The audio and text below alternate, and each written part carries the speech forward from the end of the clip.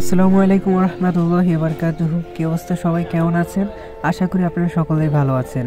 নিয়ে আসলাম আপনাদের জন্য মিথ্যে অভিযোগ গল্পের পার্ট 8। আর যারা চ্যানেলে নতুন আছেন তারা এখনই চ্যানেলটি সাবস্ক্রাইব করে বেল আইকনটি প্রেস করে দিবেন। তো চলুন আর দেরি কিসের, এখনই শুরু করে দেওয়া যাক আমাদের আজকের ভিডিও। হ্যাপি তখন বলল, আমি মরে গেলে আর কে ডাকবে তোকে এইভাবে, তখন মিস করবি। হ্যাপির কথা শুনে আমি শক্ত করে উঠে তাকে জড়িয়ে ধরলাম আর বললাম, তোকে কোথাও যেতে দিব না আমি। হ্যাপি তখন বলল, আরে পাগল, একটু আস্তে করে ধর, আমার তো জীবন বের হয়ে যাচ্ছে। সাজিদ তখন বলল, আগে বল আমার ছেড়ে কোথাও যাবি না। হ্যাপি তখন বলল, আচ্ছা যাব না, এখন চল নামাজ পড়বি। তারপর দুজনে নামাজ পড়ে বাগানে গেলাম। হঠাৎ করে হ্যাপি বলে উঠল, সাজিদ জানিস আমার বিশ্বাস তুই ভালো রেজাল্ট করবি। সাজিদ তখন বলল, আচ্ছা আমার রেজাল্ট নিয়ে না ভেবে তুই নিজেরটা নিয়ে ভাব। হ্যাপি তখন বলল, চুপ, তোকে ডাক্তার হতে হবে আমি এটাই জানি। সাজিদ তখন বলল, যদি আমি পাস না করি। হ্যাপি তখন বলল, কি বললি হনুমান? চুল টেনে ধরে রাখলো। সাজিদ তখন বলল, ছাড় প্লিজ, অনেক ব্যথা করছে। হ্যাপি তখন বলল, ছাড়বো না। সাজিদ তখন বলল, আচ্ছা বল তুই আমায় নিয়ে এত ভাবিস কেন? হ্যাপি তখন বলল, কারণ তোকে আমি উদাহরণ হিসেবে দেখতে চাই। যে কেউ যেন বলে জীবনের শেষ বা অসম্ভব বলতে কিছু নেই, তার প্রমাণ সাজিদ।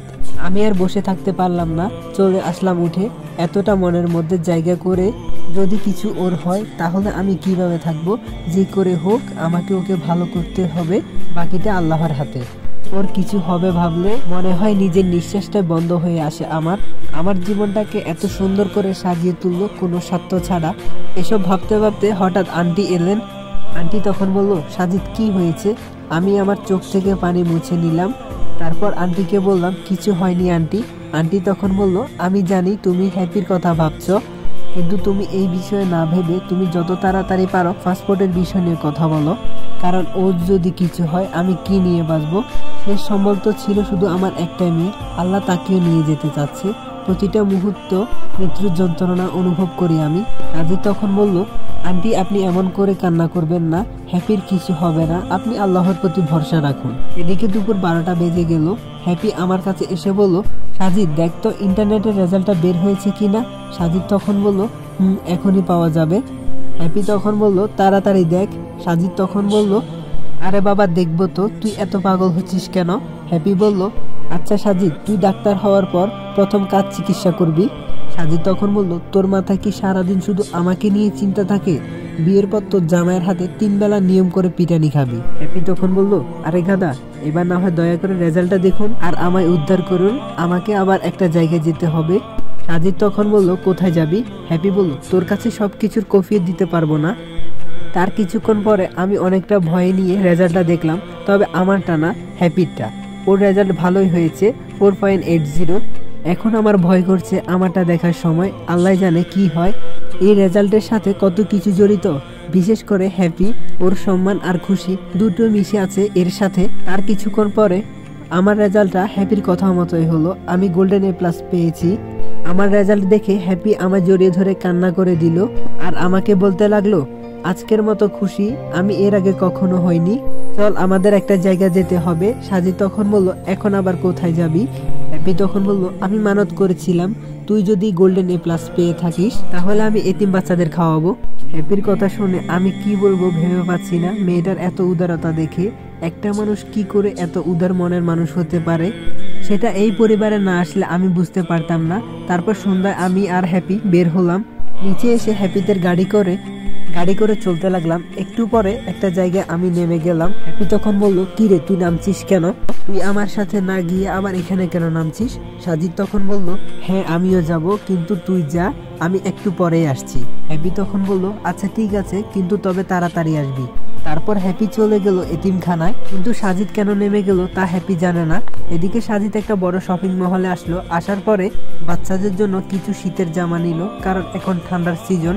তারপর কেনাকাটা করার পর সাজিদ চলে আসলো এতিমখানায়। হ্যাপি তখন সাজিদের হাতে এত কিছু দেখে অবাক হয়ে যায়। তারপর সাজিদ হ্যাপির কাছে গিয়ে বলল, এগুলো নে, এগুলো তুই বাচ্চাদেরকে বুঝিয়ে দে। সাজিদের এমন কাণ্ড দেখে হ্যাপি অবাক হয়ে যায়, কারণ হ্যাপি চিন্তাও করেনি সাজিদ এমন একটা কাজ করে বসবে। হ্যাপি তখন মনে মনে অনেক খুশি হয়ে যায়। তারপর বাচ্চাদেরকে হ্যাপি নিজের হাতে খাবার খাইয়ে দিচ্ছে আর আমি এক পাশে দাঁড়িয়ে আছি। তখনই হ্যাপি বলে উঠল, সাজিদ জানিস এই বাচ্চাদের মুখে হাসি দেখলে কেন জানি আমার মনটা ভালো হয়ে যায়। তারপর এতিমখানা থেকে সবকিছু শেষ করে বাসায় আসলাম। আর তারপর থেকে শুরু হয় হ্যাপির আমার উপর শাসন।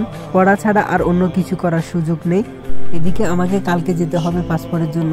আজকে তো যাওয়া হলো না, কালকে আমাকে যে করে হোক যেতে হবে। তারপর আমি হ্যাপির হাতটা ধরলাম আর হ্যাপিকে বললাম, হ্যাপি তুই না আগের থেকে অনেক সুন্দর হয়ে গিয়েছিস, মনে হয় আমি তোর প্রেমে পড়ে যাব, যেই হারে দিন দিন সুন্দর হয়ে যাচ্ছিস। হ্যাপি তখন বলল, তাই না? তা আমার এত গুণগান গাওয়ার মতলব কি জানতে পারি? সাজিদ তখন বলল, আরে এত পড়ে কি করবো, চল ঘুরে আসি। হ্যাপি তখন বলল, আমি জানতাম আপনি এমন আবদার করবেন, কিন্তু স্যার আপনার আজকে ছুটি নেই। তারপর আর কি হ্যাপির কথা মতো পড়া শুরু করলাম। এদিকে রাতে খাওয়ার সময় হয়ে গিয়েছে, তারপরে হ্যাপি আমাকে ছুটি দিচ্ছে না। এমন সময় আন্টি আসলো আর বলল, কি রে তোরা খেতে আসবি না? হ্যাপি তখন বলল, চলো আমরা খেয়ে আসি, কিন্তু ওকে দিব না। আন্টি তখন বলল, কেন, ওকে আবার কেন দিবি না?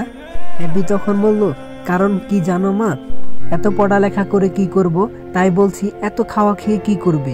সাজিদ তখন বলল, আরে হ্যাপি প্লিজ, আমার অনেক ক্ষুধা লাগছে, আমাকে আর শাস্তি দিস না। হ্যাপি তখন বলল, হয়েছে আর বলতে হবে না, তুই জানিস না তোকে ফেলে কখনো কি আমি খেয়েছি। তারপর সাজিদ একটু হেসে উঠলো আর বলল, চল তাহলে, আমার অনেক ক্ষুধা লাগছে, খেতে হবে। তারপর সবাই মিলে চলে গেলাম নিচে। নিচে গিয়ে দেখি আন্টি আগে থেকে সব রেডি করে রেখেছে। তারপর সবাই মিলে খাওয়া দাওয়া করলাম। হ্যাপিও তার ওষুধ খেয়ে নিল। সাজিদ তখন এটা দেখে বলল, কিরে আজকে নিজে থেকে খেয়েছিস? হ্যাপি বলল, তা না হলে তো তুই আমাকে শান্তি দিবি না, তাই নিজ থেকে খেয়ে নিলাম।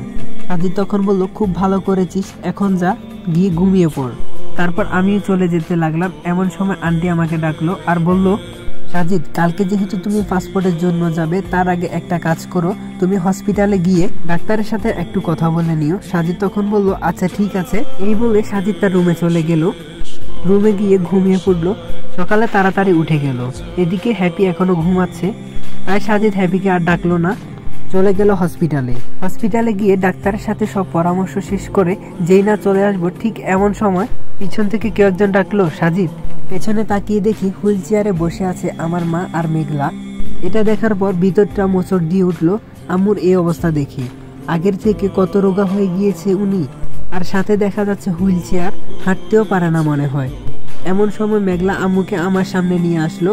আমি তখন অন্যদিকে মুখ ঘুরিয়ে নিলাম। আম্মু তখন বলল, সাজিদ অনেকদিন তোকে দেখি না, একবার তাকাবি আমার দিকে। আমি তাকালাম না, কেন জানি নিজের উপর খুব রাগ হচ্ছে। যারা কিনা আমায় এত অবহেলা করেছিল, প্রতিটা মুহূর্তে মৃত্যুর দিকে ঠেলে দিয়েছিল, আমি কেন তাদের জন্য চোখের জল ফেলছি। আম্মু আবার ডাক দিল, সাজিদ অনেক অভিমান আর রাগ বুঝি জমিয়েছিস, আমাদের বুঝি আর কোনোদিন তোর মুখ দেখাবি না? খুব যে ইচ্ছে করছে তোর মুখটা দেখতে খোকা। আম্মুর মুখে এমন কথা শুনে নিজেকে আর সামলাতে পারি নাই। তখন আমি বললাম, তো গাইজ ভিডিওটি কেমন লাগলো অবশ্যই কমেন্ট করে জানাবেন। যদি ভালো লেগে থাকে তাহলে এখনই like, comment, share and subscribe করে দিবেন। আর গাইজ পার্টটি কেমন লাগলো অবশ্যই কমেন্ট করে জানাবেন। আর যদি নেক্সট পার্ট চান তাহলে এখনই বেশি বেশি করে কমেন্ট করুন। আর হ্যাঁ, আপনারা ওই পার্টটাতে অনেক ভালোবাসা দেখিয়েছেন, তাই আমি একটু আগে ভিডিওটি দেওয়ার চেষ্টা করেছিলাম, তাই আপনাদের জন্য আরেকটি চ্যালেঞ্জ নিয়ে আসলাম। যদি আপনারা এই ভিডিওতে 2K like, 1K comment complete করে দিতে পারেন আজকের মধ্যে, তাহলে নেক্সট পার্টটা একটু বড় করে নিয়ে আসার চেষ্টা করব। তো তাহলে সবাই দেরি না করে এখনই শুরু করে দিন আপনাদের মিশনটা।